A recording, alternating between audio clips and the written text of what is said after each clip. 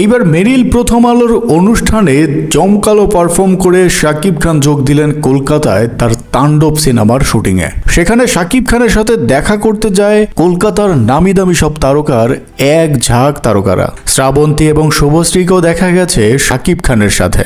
সেই সাথে ছিল তাণ্ডবের আরেক কাস্ট জয়া আহসান। জি হ্যাঁ দর্শক, তাণ্ডবের টিজার দেখে সকলেই যে পরিমাণে এক্সাইটেড তার চেয়েও বেশি ঝড় রয়েছে সামনে। আর তাই তাণ্ডব সিনেমার প্রযোজক প্রতিষ্ঠান SVF এর মাহিন্দ্র সোনি এক তারার মেলার আয়োজন করেছিল, যেখানে শাকিব খানের সাথে দেখা করতে এসেছে সকলেই। শোনা যাচ্ছে কলকাতায় সবচেয়ে ভয়ানক লুকের শুটিংটি করা হচ্ছে এবং ডাবিং এরও কিছু কাজ রয়েছে। তাই তাণ্ডব টিম গিয়েছে কলকাতায়, আর বাংলাদেশে এসে শুরু করে দেবেন তাণ্ডব সিনেমার প্রমোশনের কাজ।